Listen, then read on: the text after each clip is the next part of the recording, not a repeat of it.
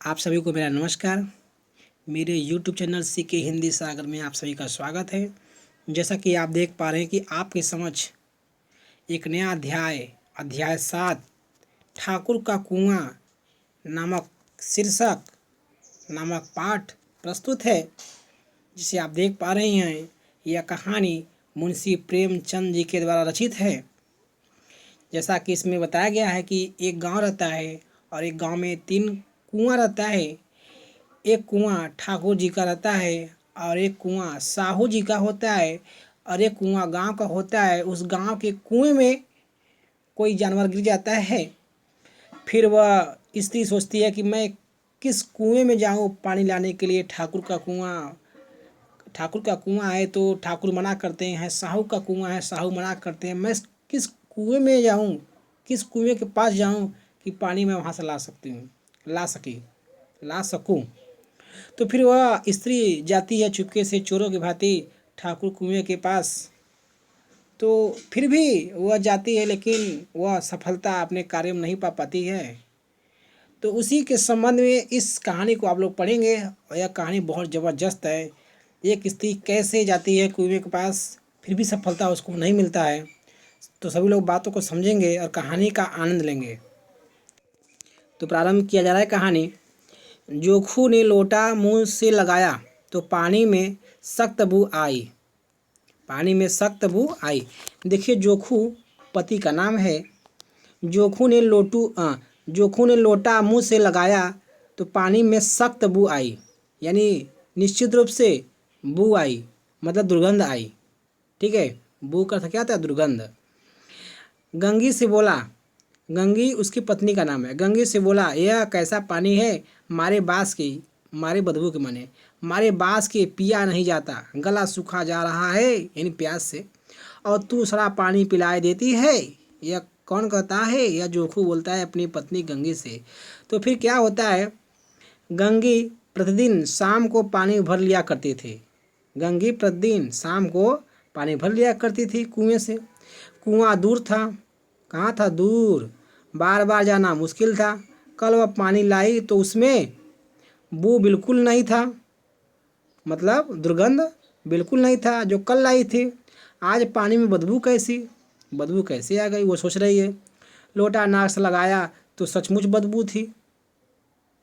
जरूर कोई जानवर कुएं में गिरकर मर गया होगा, मगर दूसरा पानी आवे कहाँ से। अब सोच रही है कि कन्फर्म है, निश्चित है कि उस कुएं में कोई जानवर मरकर गिर गया होगा, लेकिन अगर पानी लाएं तो पानी लाए कहाँ से, वो सोचती है।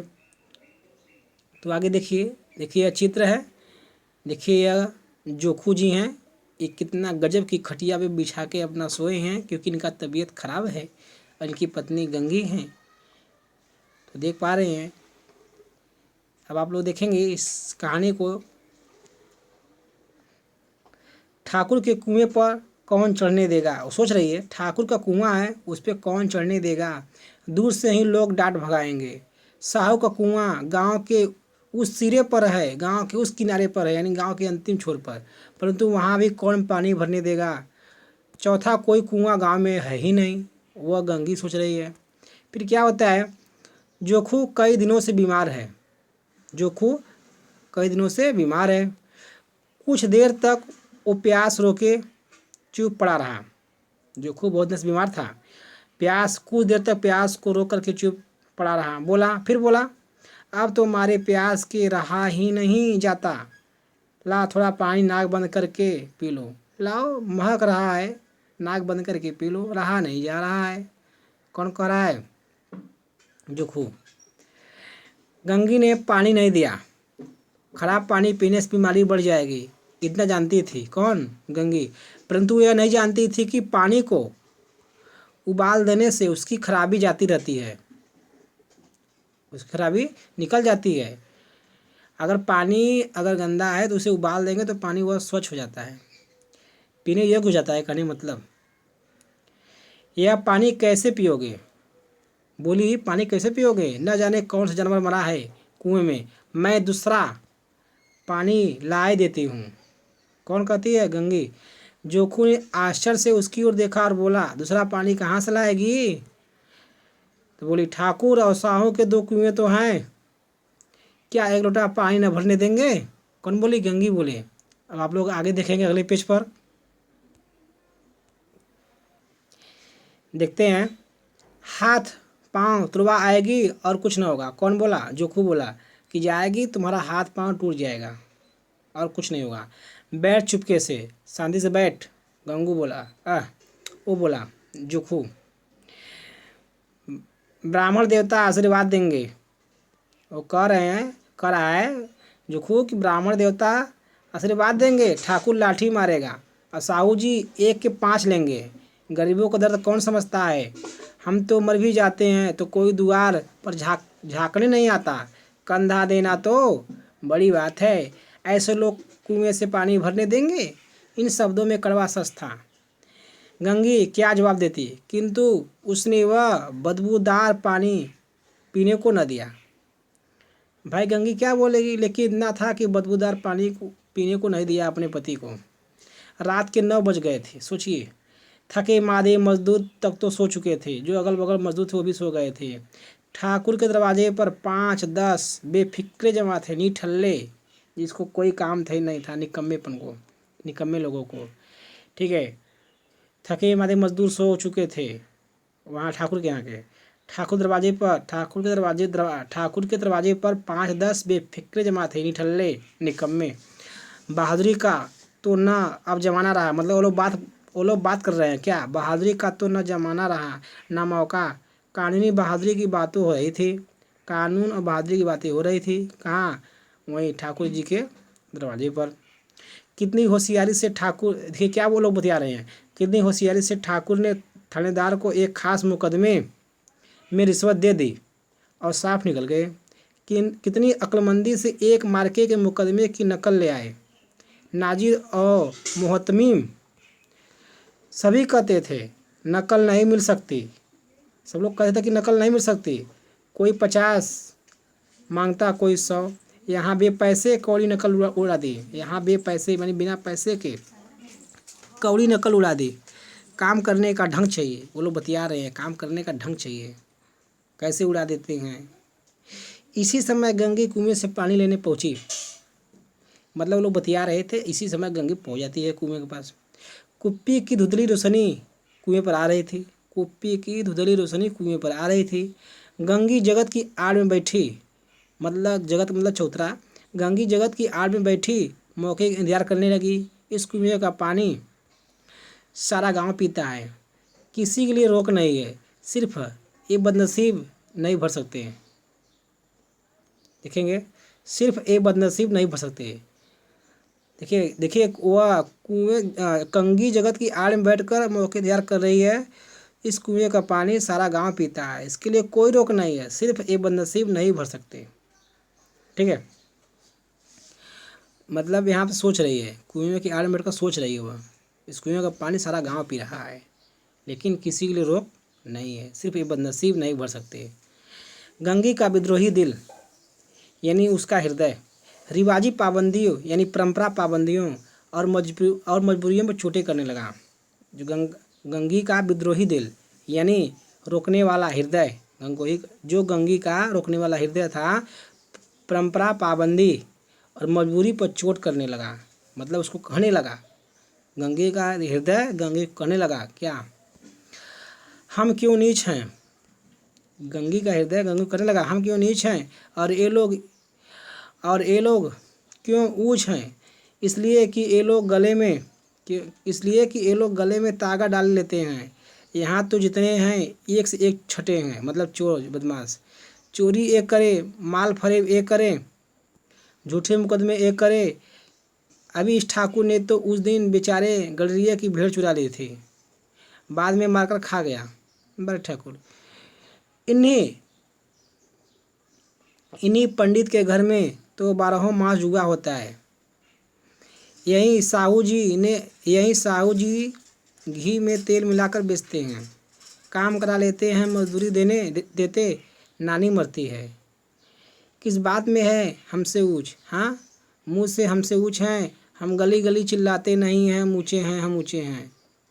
मतलब वो कह रही है, गंगी का हृदय कह रहा है गंगी से। कभी गांव में आ जाती हूँ तो रस भरी आँखों देखने लगती हैं, यानी प्रेम से, जैसे सबकी छाती पर सांप लौटने लगता है। परंतु घमंड यह है कि हम ऊँचे हैं। मतलब वहीं सांप लौटने लगता है और सोचते हैं कि हम क्या हैं, हम ऊँचे हैं। कुएं पर किसी की आने की आहट हुई, गंगी की छाती धक धक करने लगी। कहीं देख ले तो गजब हो जाएगा, मतलब सोच रही है कोई देख लेगा तो गजब हो जाएगा। गंगी चोरी करने आई है, चोरी का मतलब पानी लेने के लिए आई है। एक लात भी तो नीचे न पड़े। उसने घड़ा रस्सी उठा ली, मतलब सोच रही कि एक को लात पड़े ना, चोट न लगे। उसने घड़ा और रस्सी उठा ली और झुक कर चलती हुई, यानी चोरी से, एक वृक्ष के अंधेरे साए में जाके खड़ी हुई। कब इन लोगों को दया आती है किसी पर, बेचारे महंगू को इतना मारा कि, मतलब सोच रही है इन लोगों को दया नहीं आती है किसी पे। बेचारे महंगू को इतना मार दिया कि महंगू लहू थूकता रहा, यानी खून थूकता रहा मुँह से, इसलिए कि उसने बेगारी न दी थी। इसलिए उसने बेगारी न दी थी। बेगारी का मतलब कि बिना पैसे का काम करना, मतलब महंगू से बिना पैसा काम करवाना चाहते थे, लेकिन महंगू ने काम नहीं किया, तो वही चीज़ है। उस पर ये लोग ऊँचे बनते हैं। कुएं पर दो स्त्रियां पानी भरने आई थी। इनमें बातें हो रही थी, खाना खाने चलें, और हुक्म हुआ कि ताज़ा पानी भर लाओ। मतलब वो लोग आपस में बतिया रही थी कि चलते हैं खाना खाने, तभी उन दोनों के पति क्या कहते हैं, चिल्लाते हैं ताज़ा पानी भर लाओ। अब देखिए स्त्रियाँ क्या करेंगी, स्त्रियाँ करेंगी घड़े के लिए पैसे नहीं हैं, ताज़ा पानी मांग रहे हैं। हम लोगों को आराम से बैठे देखकर जैसे मर्दों को जलन होती है। वो आपस में बतिया रही हैं, दोनों स्त्रियाँ आपस में बात कर रही हैं। हाँ, यह तो न हुआ कि कलसिया उठाकर भर लाते। ये नहीं कर सकते कि कलश उठाएं या जाए पानी भर लाएं, खाली हुक्म जलाएंगे, मर्दों को जलन होता है। बस हुक्म चला दिया कि ताज़ा पानी भर लाओ, जैसे हम लौंडिया ही तो हैं। मतलब वो स्त्रियाँ आपस में कर रही हैं। तो वो क्या कर रहा है, उसके पति क्या कर रहे हैं, लौंडिया नहीं तो और क्या हो तुम, रोटी कपड़ा नहीं पाती, 5-10 रुपये छीन झपट कर नहीं ले लेती हो, और लौंडिया कैसी होती हैं, ये मतलब उसके पति कह रहे हैं। फिर जो होती हैं दो स्त्रियां, वो आपस में कहती हैं कि मत ले जाओ दीदी, क्षण भर यानी क्षण भर आराम करने की जीत रसकर रह जाता है। थोड़ा सा आराम नहीं मिल पाता है करने, मतलब इतना काम किसी दूसरे के घर पे कर देती तो इससे कहीं आराम से रहती। ऊपर से वह एहसान मानता, यहाँ काम करते करते मर जाओ, पर किसी का मुंह सीधा नहीं होता। देखिए जो यहाँ पे देखिए जो दो स्त्रियाँ हैं वह काम करने वाली हैं, दो स्त्रियाँ जो हैं, ठीक है। क्योंकि देखिए यहाँ पे कहा जा रहा है दूसरे घर में काम कर देती तो कहीं आराम से रहती, तो साथ काम करने ही वाली हैं। तो देखेंगे, आगे चलते हैं। दोनों पानी भरकर चली गई तो गंगी वृक्ष की छाया से निकली और कुएं की जगत के पास आई, यानी चौधरा के पास आई। बेफिक्रे चले गए थे, यानी जो निठल्ले थे, निकम्मे थे, चले गए थे। ठाकुर भी दरवाज़ा बंद कर अंदर आंगन में सोने के लिए जा रहे थे। कौन, ठाकुर। गंगी ने क्षणिक सुख की सांस ली, थोड़ा सा उसको सांस मिला सुख का। किसी तरह मैदान तो साफ हुआ। देखिए यहाँ पे वह सोच रही है गंगी ने क्षणिक सुख की सांस ली, किसी तरह मैदान तो साफ हुआ। अमृत चूरा लाने के लिए जो राजकुमार किस जमाने में गया था, वह भी शायद इतनी सावधानी के साथ और देखिए यहाँ पे एक चित्र है, जैसा कि आप देख पा रहे हैं। देखिए यहाँ पे गंगी, ये देख पा रहे हैं गंगी है, ये दो स्त्रियां हैं जो आपस में बात कर रही थी। चलते हैं आगे, देखते हैं। और समझ बूझकर न गया होगा, कौन, राजकुमार किस जमाने में जो गया था। गंगी दबे पांव कुएं की जगत पर चढ़ी, कौन, गंगी। विजय का ऐसा अनुभव उसे पहले कभी न हुआ, उसने रस्सी का फंदा घड़े में डाला, दाएं बाएं चौकसी दृष्टि से देखा कि कोई तो है तो नहीं। कोई सिपाही रात को शत्रु के किले में सुराख कर रहा हो, पहरा कर रहा हो। अगर इस समय वह पकड़ ली गई तो फिर उसके लिए माफ़ी या रियायत की रत्ती भर उम्मीद न थी।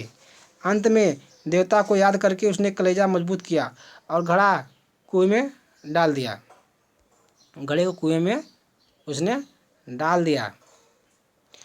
आगे देखेंगे, घड़े ने पानी में गोता लगाया। किसने? घड़े ने। बहुत ही आहिस्ता, जरा भी आवाज़ नहीं हुई। गंगी ने 2-4 हाथ जल्दी मारे, घड़े कुएं के मुंह तक आ पहुंचा। कौन? घड़ा। कोई बड़ा सहजोर पहलवान भी इतनी तेजी से उसे न खींच सकता था, यानी बहुत तेजी से खींची। गंगी झुकी, घड़े को पकड़कर जगत पर रखे कि एकाएक ठाकुर साहब का दरवाज़ा खुल गया। जैसे ही गंगी ने सोचा कि घड़े को हम खींच के ऊपर रख लेते हैं, चौधरे पर दरवाज़ा खोल देते हैं ठाकुर साहब, शेर का मुंह भी इससे अधिक भयानक न होगा। गंगी के हाथ से रस्सी छूट गई। रस्सी के साथ घड़ा धड़ाम से पानी में गिरा और कई क्षण तक पानी में हलकोरे की आवाज़ें सुनाई देती रही। ठाकुर बोला, कौन है, कौन है? पुकारते हुए कुएं की तरफ जा रहे थे और गंगी जगह से कूदकर भागी जा रहे थे।